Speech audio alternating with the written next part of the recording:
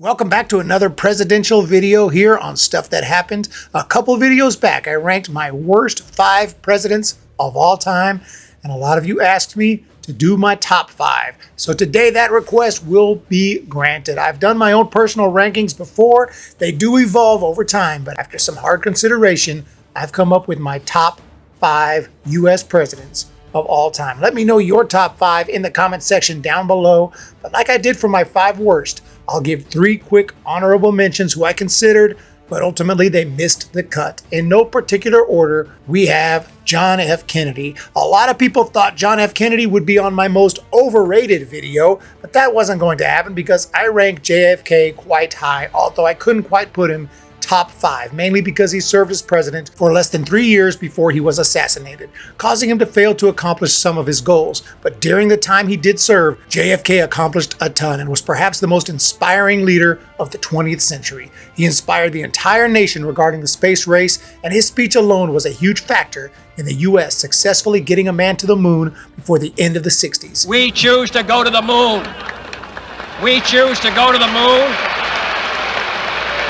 He did have one major blunder in the Bay of Pigs incident, but used that experience to handle an even scarier situation better, the Cuban Missile Crisis. JFK narrowly avoided an all-out nuclear war during the intense situation. He was the first president since Lincoln to make serious progress towards true civil rights, and had he never been assassinated, would have gotten the Civil Rights Act passed that eventually was passed under his vice president, Lyndon B. Johnson. He likely would have not escalated the war in Vietnam had he lived, but whatever would have happened after his death could be considered pure speculation. We do know that during his time as president, JFK proved to be a capable leader, and despite some flaws, he was a fantastic president. Ulysses S. Grant.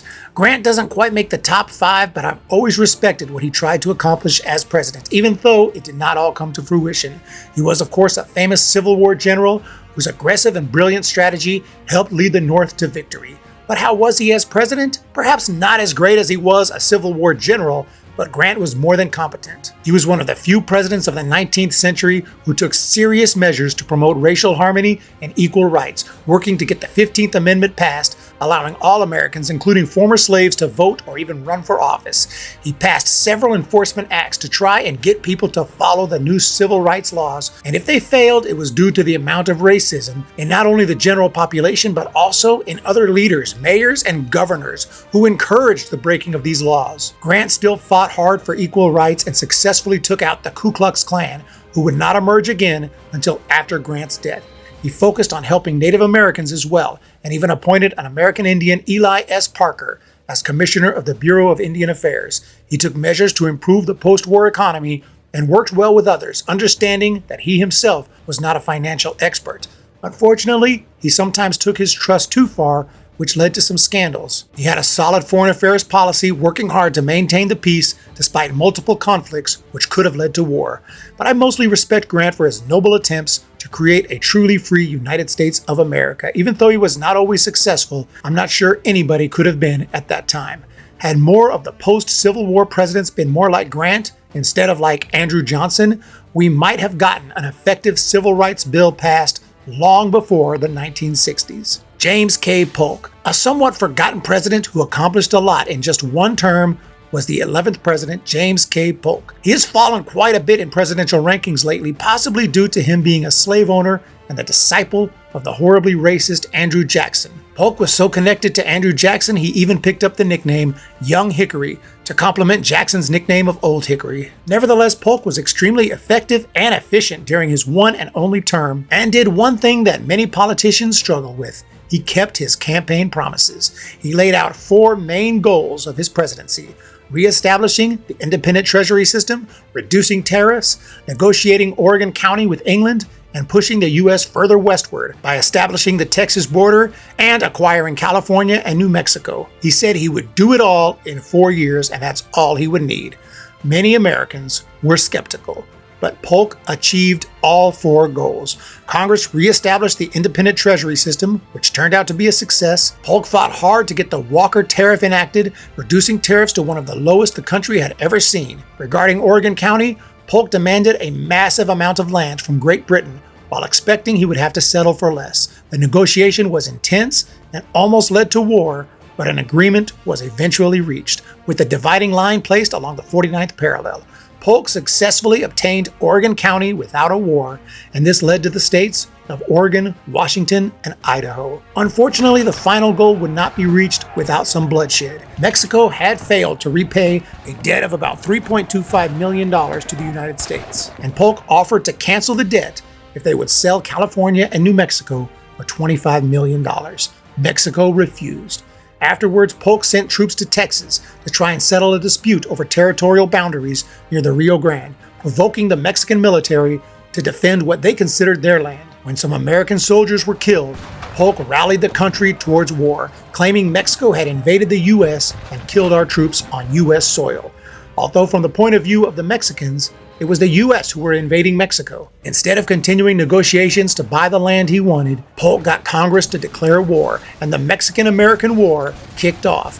The U.S. eventually won, and under Polk, the shape of the United States as we know it was essentially formed. The U.S. agreed to pay $15 million for physical damage from the war, and they also forgave the $3.25 million debt that the Mexican government already owed. However, over 50,000 people died during a war that Polk rushed into. He was a strong leader throughout, and the U.S. were victorious in every battle. The U.S. were able to obtain California and New Mexico, and Polk achieved every one of his goals. And as promised, he did not run for a second term, explaining it wasn't necessary. He already did everything he set out to do. Polk certainly was a ruthless proponent of manifest destiny and was in a hurry to go to war to get the territory he wanted. But Mexico did default on their debt and did fire the first shots. Once those shots were fired and U.S. soldiers were killed, Polk at least had some legitimate reason to go to war, although he could have made a stronger effort to avoid it. The Mexican-American War and his Jacksonian racist policies and behavior keep him out of the top 5. But as far as accomplishing the goals of the administration,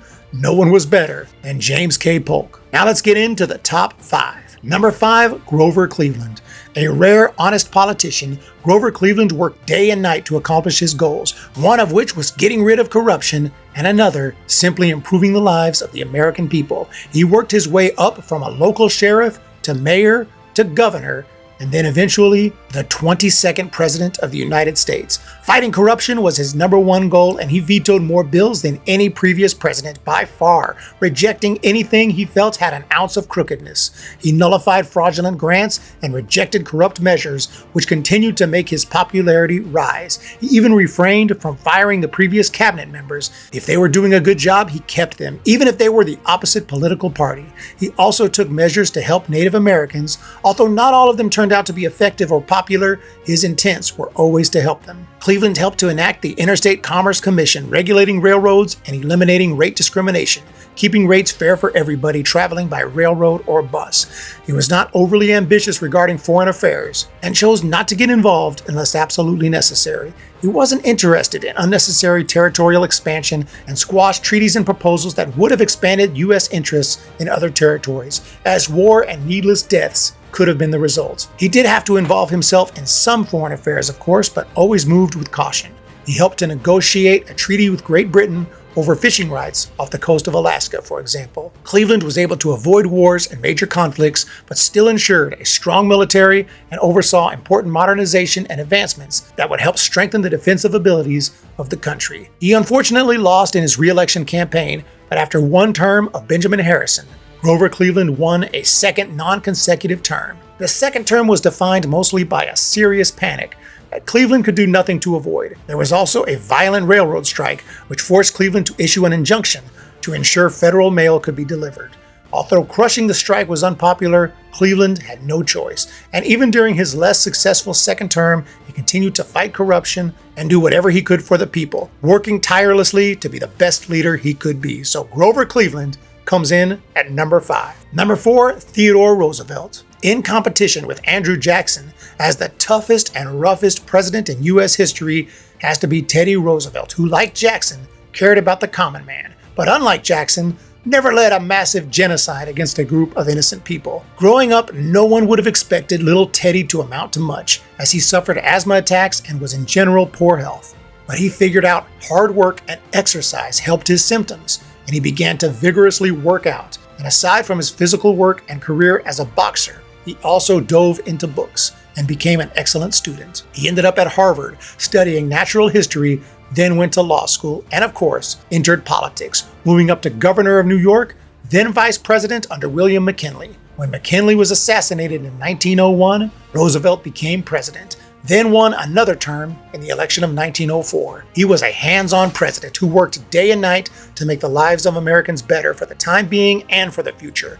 Roosevelt knew how to work with others, negotiate, and simply make things happen. He was accessible to the media and provided interviews and photo opportunities at the White House, giving the press access that they never enjoyed before. One of his first priorities was preserving the environment, and he was able to set aside 150 million acres of forest for preservation. He signed the 1906 Antiquities Act, which proclaimed 18 new U.S. national monuments and doubled the number of national parks. Another one of his goals was to regulate the railroad rates after years of merchant complaints. He worked to negotiate and pass the Hepburn Act, which was a positive step towards regulating the industry.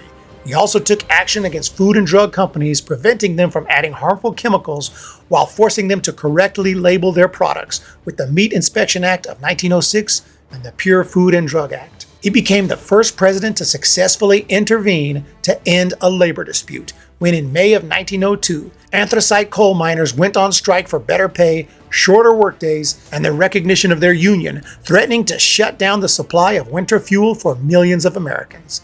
Teddy Roosevelt knew the threat was serious, saying, "A coal famine in the winter is an ugly thing, and I fear we shall see terrible suffering and grave disaster." He worked as a direct mediator and negotiated a deal that made both sides happy, ending the strike in October, just before the winter. He fought for the common man, but also recognized the importance of big business, which were important for jobs and the economy, but he also made sure these businesses did not form massive monopolies, where they would pay their workers less and charge whatever they wanted for their products or services. He was known as a trust buster and aggressively used the 1890 Sherman Antitrust Act, which previous presidents mostly ignored, to prosecute these bad trusts, dismantling monopolies and forcing them to split into smaller companies, which would compete with each other, promoting a fair marketplace while protecting consumers and improving worker pay. He even got involved in sports, implementing new rules into American football, inventing the forward pass, and making the sport safer after multiple deaths during the 1905 season. But perhaps his biggest accomplishment was the creation of the Panama Canal, a 48-mile-long waterway that connects the Pacific to the Atlantic, creating a much-needed shortcut for ships, saving time, money, and lives, as now the hazardous route around the southern tip of South America could be avoided. However, there was some bad that came with the Panama Canal, and much of Teddy Roosevelt's foreign policy can be rightfully criticized. He believed the U.S. needed to be a global power whose influence should be felt everywhere, and this meant often intervening in the affairs of others. It was his big stick policy. He did win a Nobel Peace Prize for stepping in and helping end the Russo-Japanese War, using his skills as a mediator and negotiator. But he also overstepped in Central America and the Caribbean, intervening to stabilize their economies in threatening ways that often involved the deployment of the military, causing the Banana Wars to expand and intensify. But by and large, Teddy Roosevelt was one of the greatest presidents ever, as he helped shape the powers of the modern executive branch, but he had an amazing ability to work tirelessly to accomplish his goals, compromise with others, and make life better for his people. Number 3, Abraham Lincoln.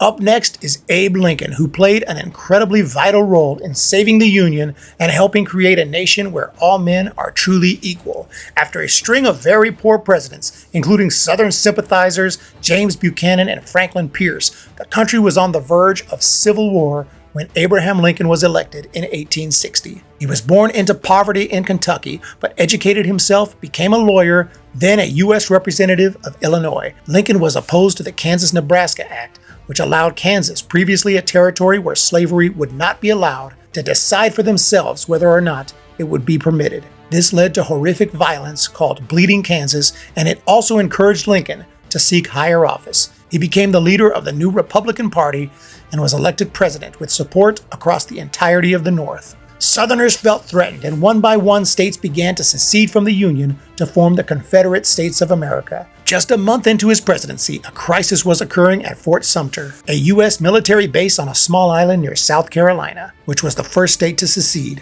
Union troops were stationed at the fort, but needed food and supplies. President Lincoln ordered ships to resupply the fort as the Confederate government demanded the fort be evacuated. The Union troops stood their ground and awaited the supply ships, but the Confederacy opened fire, bombarding the fort with artillery. The Union returned fire, but after 34 hours were forced to surrender.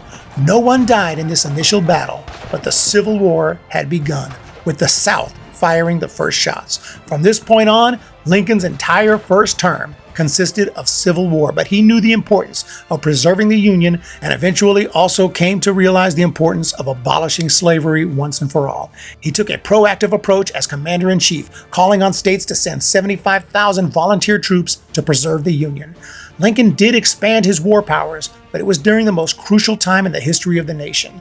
But some historians rate Lincoln lower for suspending habeas corpus, a fundamental right for all Americans that requires law enforcement to produce a lawful reason for detaining and arresting an individual. The war dragged on for 4 years, due in large part to incompetent and hesitant generals, but Lincoln's resolve never wavered.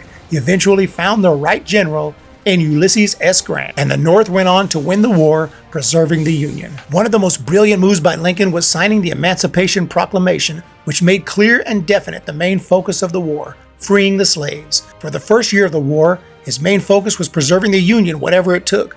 But he knew the reason behind the war, and if he can make that reason the focus, the Union would be strengthened, both militarily and politically. The Emancipation Proclamation did not immediately free all the slaves, rather announced that the slaves only in states in rebellion against the Union would be freed. It went into effect January 1st, 1863, and with it, anti-slavery countries could no longer support the South, and the Union military now had a new objective: ensuring slaves in rebel states be freed. The proclamation also allowed black soldiers to join the Union, and about 200,000 did just that. Lincoln was also an inspirational leader who gave one of the greatest speeches of all time with the Gettysburg Address. He was the leader the country needed during a time when it was on the brink of implosion. His patience and iron resolve led to a Northern victory, the preservation of the Union, and the end of a disgusting crime against humanity that lasted more than 2 centuries, going back to 1619. For that alone, Lincoln makes the top 5. After the Civil War, he did not outcast the Southern states, but rather welcomed them back and focused on unity and healing.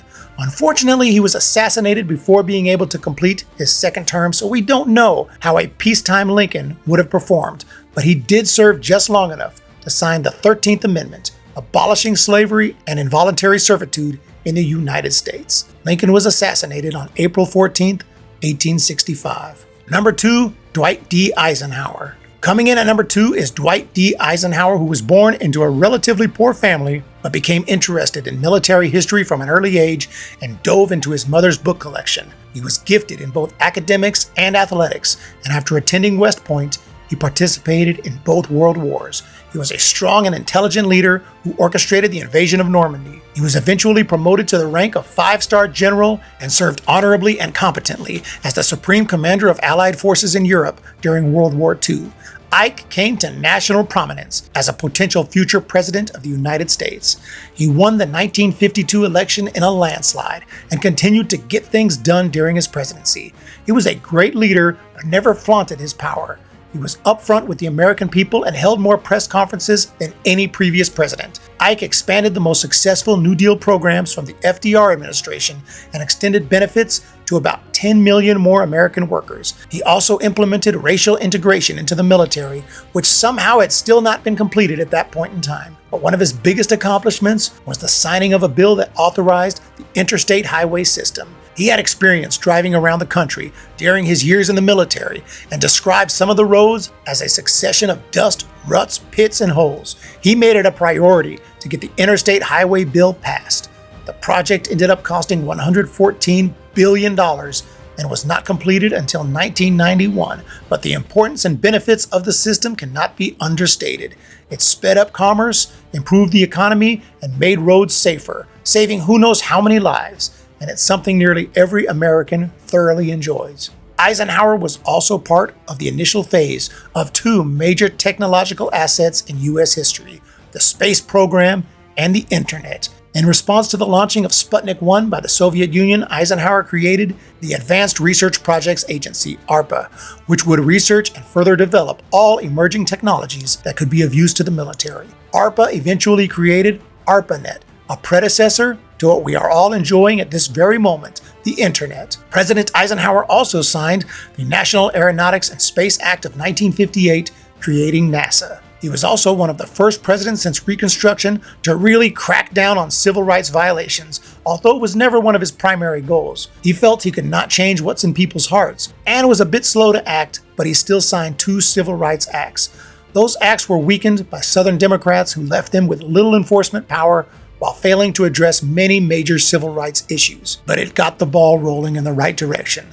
Eisenhower also appointed Earl Warren to the Supreme Court, and Warren would go on to make several landmark Supreme Court decisions that helped civil rights, such as determining racial segregation in schools was unconstitutional. Ike made sure that the laws would be followed and even sent the National Guard to Little Rock, Arkansas, to ensure integration in schools would be allowed when the governor outright refused to allow 9 African American students to attend Little Rock Central High School. It was a defining moment, as Ike could have easily sat back and done nothing, but despite massive backlash at the time, he ordered the military to ensure the law was followed. Whenever normal agencies prove inadequate to the task, and it becomes necessary for the executive branch of the federal government to use its powers and authority to uphold federal courts, the President's responsibility is inescapable. In accordance with that responsibility, I have today issued an executive order directing the use of troops under federal authority to aid in the execution of federal law at Little Rock, Arkansas. This became necessary when my proclamation of yesterday was not observed. Ike's enforcement of the law would propel the United States into a turbulent but necessary time in the 1960s, in which civil rights issues would finally be dealt with, as John F. Kennedy continued the fight, and eventually Lyndon B. Johnson signed the much more effective and complete Civil Rights Act of 1964. As for his foreign policy, Eisenhower promised to quickly end the Korean War and did just that, leaving it divided and keeping U.S. forces in a peaceful South Korea, where they remain to this day. But at least the war was over as promised. He had other opportunities to go to war, but chose not to. The U.S. economy was booming when Ike left office, and his accomplishments far outweigh his failures, which were few and far between. But a few examples are that he was not able to obtain peace in the Soviet Union, and the Cold War only intensified. He also placed missiles on the border of Turkey and the Soviet Union, which led to some big problems later on. But overall, Ike was a forward-thinking and incredible president whose actions led to the creation of many monumental and important features of our lives that we take for granted every day. Number 1, George Washington. But just like in movie franchises, the original is usually the best. And coming in at number 1 on my top 5 U.S. presidents of all time is George Washington, the first president of the United States. Washington became commander-in-chief of the Continental Army during the American Revolutionary War and led his country to a stunning victory against an insanely powerful British Empire. He became a great leader and was absolutely revered by the people, easily winning the first ever United States presidential election. Washington had every opportunity to become a singular ruler with nearly unlimited power, but instead helped create a constitutional republic and understood that not only must his power be limited, but he also must eventually step down, which he did after 2 terms, a shocking move that set a precedent every president followed until Franklin Roosevelt. And after Roosevelt ran for 4 terms, the 2-term standard became law with the 22nd Amendment. During Washington's 2 terms, he remained a powerful and confident leader, but also remained humble and not only refused to be a king, but he did not want others to bow in his presence or treat him like royalty, knowing that this new country had to do things differently than the British in order to create their own identity and, more importantly, create a free and prosperous country. During his first term, he used restraint with veto powers and was willing to listen to opposing views. He was the only president that could be considered nonpartisan and was not a proponent of a 2-party system, a system I've never cared for since it creates absolute division and a system in which many citizens base basically every opinion they have on what they're supposed to believe according to the party they align with. Washington was president during the passing of several important bills and constitutional amendments, including the Bill of Rights, which helped create many of the freedoms Americans would enjoy. He also proclaimed a Thanksgiving Day on Thursday, November 26th, 1789, to celebrate the defeat of the British and promote national unity. Of course, Thanksgiving eventually became a national holiday. Washington did not even want to run for a second term, but other leaders like Thomas Jefferson convinced him that the country needed his leadership for at least 4 more years. President Washington successfully handled the first major national conflict when an extremely violent tax revolt took place as protesters resisted the whiskey tax, which was intended to help pay for the war. They refused to pay and resorted to violence against federal officers sent to collect the tax. Things came to a climax when over 500 armed men attacked the home of tax inspector John Neville. George Washington himself led an army on horseback to suppress the protests. Over 200 men were arrested, and the Whiskey Rebellion was suppressed, proving the new government could intervene when necessary and enforce lawful orders. But the most important act of Washington's second term was stepping down when it was over, retiring to return to his home in Mount Vernon, and he let someone else take over as president. Washington was exactly what the country needed as their first president, striking a perfect balance between amazing strength and amazing humility. He does receive some criticism for avoiding the issue of civil rights and slavery, although he thought such debates could tear apart the new and fragile nation. That view might be more understandable if Washington himself didn't own hundreds of slaves, although he did request that they be freed upon his death and believed in a gradual legislative end to slavery. One must also consider the time Washington lived and his personal situation. He was born into a wealthy family in the South that already owned many slave plantations. Nevertheless, owning slaves is definitely a sour note in the otherwise amazing life and presidency of George Washington. And that's going to do it for my top 5 presidents in United States history. Let me know your thoughts in that comment section down below, and look forward to the next one when I'll talk about the top 5 underrated presidents. Hope you guys have a fantastic day. Hit the thumbs up and the subscribe, and we'll talk to you in the next one.